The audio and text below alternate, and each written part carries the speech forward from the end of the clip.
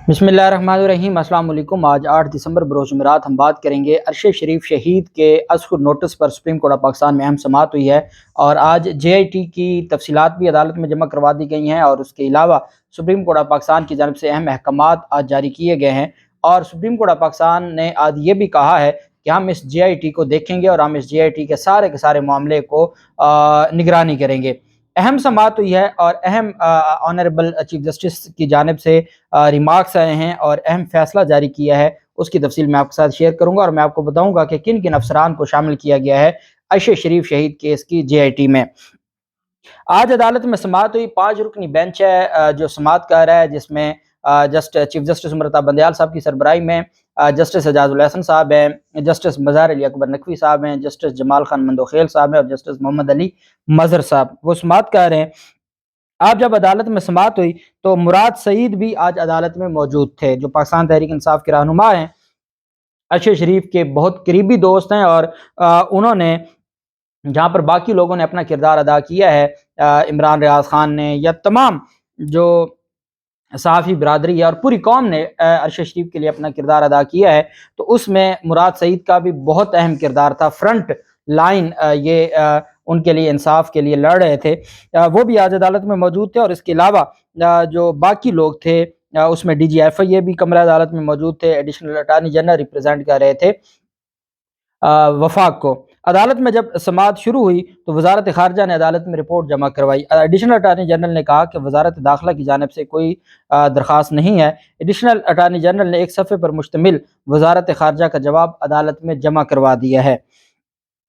Chief justice Umar Ata Bandial साहब ने remarks दिए कि JIT में 5 मेंबरान हैं और इनके साथ सपोर्टिंग टीम है। चीफ जस्टिस उमर अता बंदयाल ने एडिशनल अटार्नी जनरल को हदायत की कि सपोर्टिंग टीम को मुतल्लिका फंड्स भी फराहम किए जाएँ, क्योंकि जब तक फंड्स नहीं होंगे वो इन्वेस्टिगेशन नहीं कर सकते और JIT को अगर फंड्स रोक लिए जाएँ तो उसके बाद फिर JIT काम नहीं कर सकती। और यही वजह है कि JIT की को काम जारी रखने के लिए और उनको फैसिलिटेट करने के लिए और उसकी निगरानी करने के लिए ऑनरेबल कोर्ट की जानिब से ये कहा गया कि हम इस सारे मामले को खुद देखेंगे और हम इस सारे मामले पर खुद नजर रखेंगे। और ऑनरेबल कोर्ट की जानिब से ये भी कहा गया कि हम आखिरी दम तक इंसाफ के लिए अरशद शरीफ के लिए कोशां रहेंगे। इस टीम के साथ हर किस्म की मुआवनत का भी हुक्म जारी किया गया। एडिशनल अटॉर्नी जनरल ने अदालत में कहा कि इस केस में हम इंटरपोल से भी रब्ता करेंगे और इंटरपोल के ज़रिए जो मुलजमान हैं, जैसे खुरम है, वकार है, जो कीनिया में है, उनकी हवालगी का भी मुतालबा करेंगे और हम अपनी कोशिश करेंगे। चीफ जस्टिस उमर अता बंदयाल साहब ने रिमार्क्स देते हुए कहा कि इस केस में JIT को कोई इंतजामी इशूज़ नहीं आएंगे। जो भी इनको इंतजामी इशूज़ आएंगे हम बैठे हैं, हमें आके बताया जा सकता है। एडिशनल अटार्नी जनरल ने कहा कि टीम अरशद शरीफ की वालदा समेत तमाम मुतल्लिका अफराद जो अंदरून और बैरून मुल्क हैं के बयान रिकॉर्ड करेगी। तफ्तीश हर रुख से की जाएगी। इस केस में अहम पहलू कीनियन पुलिस का है, उनकी वजारत खारजा के साथ भी मिलकर रब्ता किया जाएगा।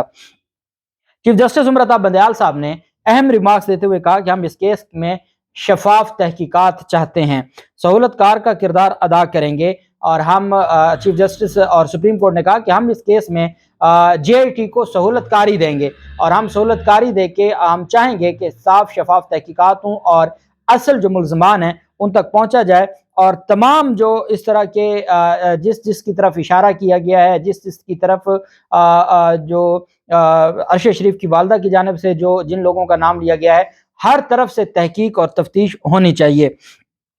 अदालत ने कहा, चीफ जस्टिस उमर अता बंदयाल साहब ने कहा कि इस केस के लिए हम हर वक्त मौजूद हैं। अगर कीनिया जाने के लिए फंड्स जारी ना हुए तो हम हुकूमत से बात करेंगे और हम हुकूमत को हुक्म जारी करेंगे कि वो फंड्स जारी करें।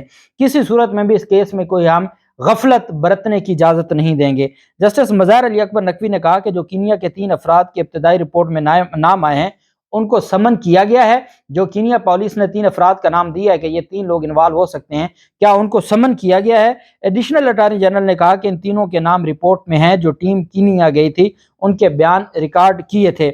इसमें कीनिया के अंदर जो कुछ कर सकते हैं वो करेंगे।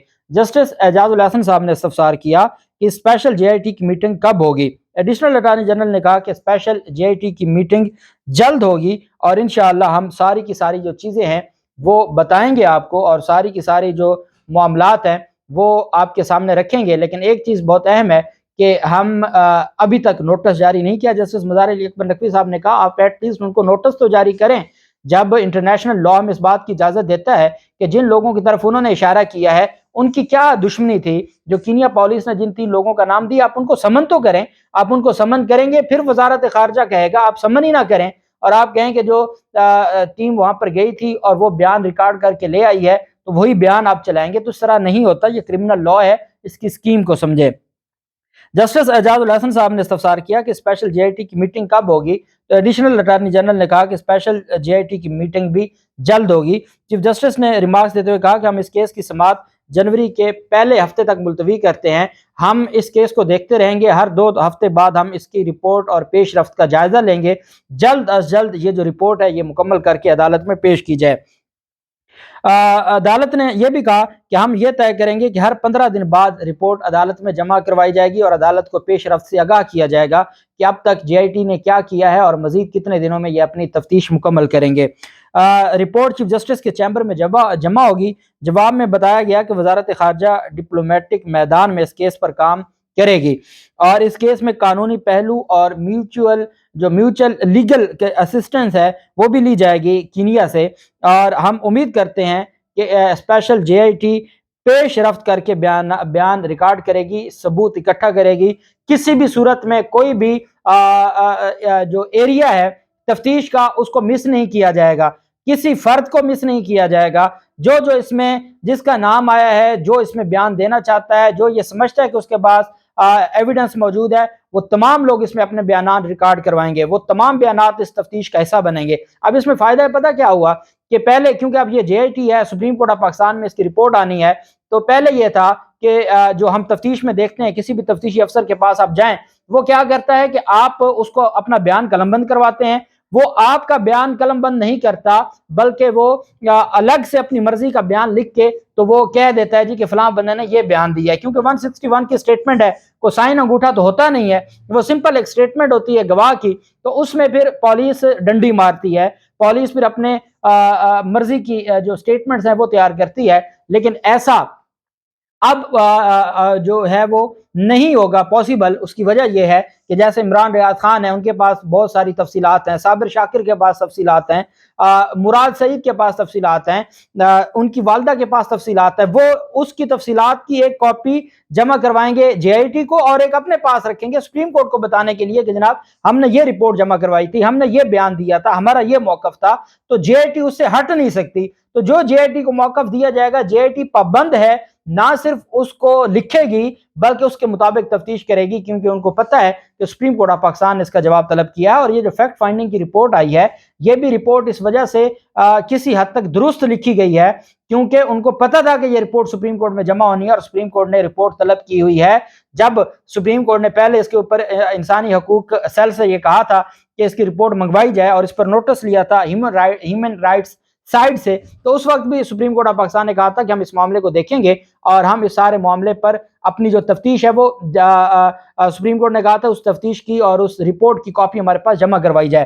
تو یہ بہت اہم رپورٹ تھی اور یہ سپریم کورٹ کے خوف کی وجہ سے, یا پتہ تھا کہ یہ معاملہ سپریم کورٹ آف پاکستان میں کھل جائے گا, اس وجہ سے انہوں نے اس رپورٹ میں کسی حد تک چیزوں کو بہتر انداز میں بیان کیا ہے.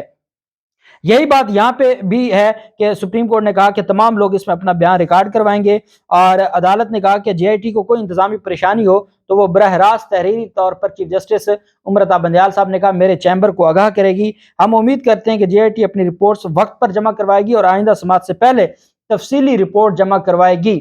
جنوری کے پہلے ہفتے تک تفصیلی رپورٹ جمع کروائے گی کہ اب تک جے آئی ٹی نے کیا تفتیش کی ہے, کن لوگوں کے بیانات قلم بند کیے ہیں اور اس میں کیا کیا ہوا ہے. کیونکہ دیکھیں کینیا میں صرف قتل کرنے والے ہیں, جو ابیٹمنٹ ہے, جو کنسپیریسی ہے. آپ کو یاد ہوگا ذوالفقار علی بھٹو کو 109 پی پی سی کے تحت سزائے موت ہوئی تھی کہ وہ ابیٹر تھے, وہ اس سارے معاملے میں پیچھے سے بیٹھ کر پلاننگ کر رہے تھے اور اس بنیاد پر ان کے خلاف کارروائی, وہ ساری پلاننگ, وہ سارے جو یہاں سے اس کیس کی جو کڑیاں ہیں وہ شروع پاکستان سے ہوتی ہیں.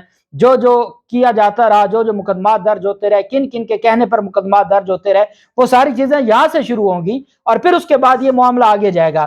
یہی وجہ ہے کہ سپریم کورٹ آف پاکستان نے کہا ہے کہ تمام لوگوں کے جو بیانات ہیں ان کو ہر حال میں قلم بند کیا جائے گا تاکہ ان لوگوں کے بیانات قلم بند ہوں، وہ اپنا جو سٹیٹمنٹ ہے وہ جمع کروائیں، وہ اپنے پاس ایویڈنس جو ہے، جو ڈاکومنٹس ہیں، جو چیزیں ہیں وہ جمع کروائیں، تاکہ اس کے مطابق اب اس میں جو سب سے اہم بیان ہوگا وہ بیان ہوگا ارشد شریف کی والدہ کا۔ جب وہ بیان جمع ہو جائے گا، وہ بیان ریکارڈ ہو جائے گا 161 میں، اس کے مطابق تفتیش کرنا ضروری ہے۔ سغرا بی بی کیس میں یہ بھی لکھا ہوا ہے کہ وہ جو ایف آئی آر کی پابند نہیں ہے پولیس، بلکہ جو بیانات قلم بند ہوں گے وہ اس کے مطابق بھی تفتیش کر کے اپنی رپورٹ جمع کروا سکتی ہے کہ اور بعد میں جو ایک سپلیمنٹری سٹیٹمنٹ میں لوگوں کو نامزد کیا جا سکتا ہے۔ یہ سارے اختیارات ہوتے ہیں جو جے آئی ٹی ہے۔ ارشد شریف قتل کیس کے حوالے سے عدالت نے جو ہے وہ تفصیلی رپورٹ طلب کی ہے، اور عدالت نے کہا ہے کہ اب اگلی جو سماعت ہے وہ جنوری کے پہلے ہفتے میں ہوگی۔ جو تفتیشی ٹیم ہے جے آئی ٹی ہے، اس میں D I G headquarters Islamabad police Owais Ahmad ہیں، ان کے ساتھ جو باقی 4 ممبران ہیں اس میں محمد اسلم ہیں آئی ایس آئی سے، مرتضی افضل ہیں ایم آئی سے، وقار الدین سید ہیں ایف آئی اے سے، اور ساجد کیانی ہیں آئی بی سے۔ یہ تمام کے تمام لوگ ارشد شریف قتل کیس کی 5 رکنی ٹیم ہے جو انویسٹیگیٹ کرے گی، کیونکہ سپریم کورٹ آف پاکستان کا حکم تھا کہ تمام اداروں کو اس میں شامل کیا جائے اور تمام اداروں کے لوگ مل کر اس معاملے کی تفتیش کریں اور سپریم کورٹ میں اپنی رپورٹ جمع کروائیں۔ جو model town J I T کا حشر اس وجہ سے ہوا تھا کہ اس کے اوپر یہ ویسے ہی ہے جیسے پاناما کیس کی جے آئی ٹی تھی کہ سپریم کورٹ اس کو خود اوپر سے مانیٹر کر رہی تھی، نگرانی کر رہی تھی۔ امید کی جا سکتی ہے کہ انشاءاللہ ارشد شریف کو جو کیونکہ عوام کی جو آواز ہے، عوام کی جانب سے ایک پریشر ہے جو ڈیولپ کیا گیا، اور الٹیمیٹلی یہ ان کو لینے پڑے، ایکشن لینا پڑا۔ تو اب دیکھتے ہیں کہ مزید بیانات قلم بند ہوتے ہیں۔ اب تمام ان لوگوں سے بھی گزارش ہے جن کے پاس ایویڈنس ہے کہ وہ اپنا بیان ریکارڈ ضرور کروائیں تاکہ یہ معاملہ آگے چل سکے۔ اللہ پاک پاکستان کا حامی و ناصر ہو۔ بہت شکریہ۔ اللہ حافظ۔ پاکستان زندہ باد۔